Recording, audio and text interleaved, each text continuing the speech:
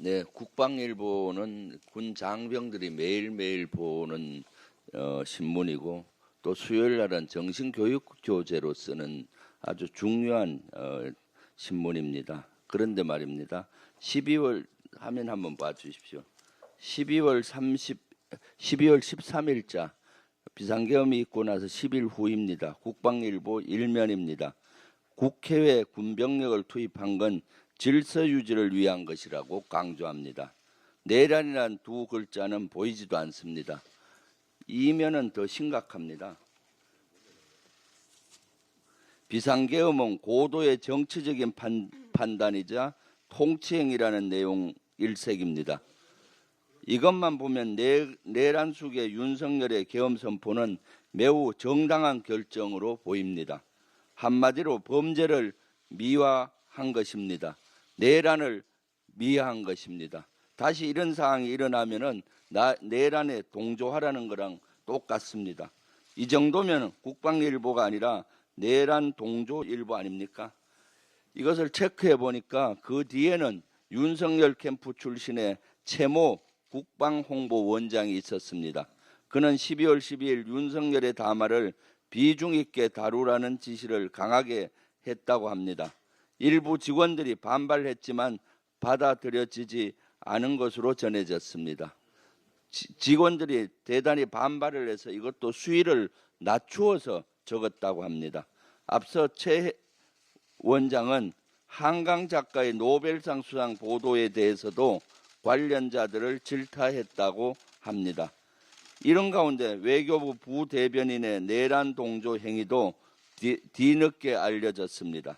12.3 계엄 사태와 관련해 정부 입장을 물어온 외신 기자들에게 헌법주의자이자 자유민주주의 헌정 질서를 누구보다 숭배하는 대통령의 결단이다.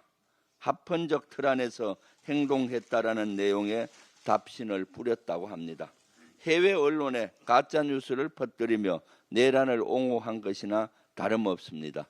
알고 보니 이 부대변인은 올해 초까지 대통령실에서 근무했다고 합니다. 그렇습니다. 윤석열 정부 곳곳에는 여전히 내란을 동조하는 세력들이 암약하고 있습니다. 내란 속에 윤석열뿐만 아니라 이에 동조한 세력들도 발본색원해야 합니다. 다시는 이 땅에 뿌리 내릴 수 없도록 해야 합니다. 철저한 수사를 할 것을 거듭 강조합니다. 그리고 여기 이 신문은 전부 다 국방부에서는 해수를 하고 여기에 대해서 진상규명을 하고 바로 국방홍보원장은 파면시키고 감옥으로 보내야 된다고 합니다. 내란해야 된다고 저는 생각합니다. 내란에 동조하고 내란을 부추긴 것과 마찬가지이기 때문입니다. 그리고 또 하나가 있습니다. 윤석열은 애초 11월에 중요 국외 일정에 불참하고라도 계엄 의지를 표명했었다. 여인영이 최근 16일 날 검찰 조사에서 이같이 진술했다고 KBS가 보도했습니다. 윤석열은 지난달 14일부터 21일까지 에이펙과 G20 정상회담 참석자 남미 순방을 다녀온 바 있습니다. 순방이 시작되는 14일이나 그 이전에 계엄을 선포하려고 했다는 얘기입니다. 제가 제보를 받은 것을 계속 얘기를 했는데 퍼즐이 이제 맞춰집니다. HID 요원들이 실제 5명 정도 속초에 있는 인원들이 소집 리스트가 만들어졌고 이 인원들에게 11월 7일부터 14일까지는 휴가를 보내지 말라는 지시가 있었습니다. 에이펙 가기 직전이었습니다.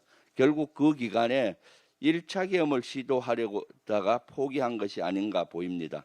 이처럼 윤석열이 오래전부터 계엄을 준비했다는 정황들이 속속들이 나오고 있습니다.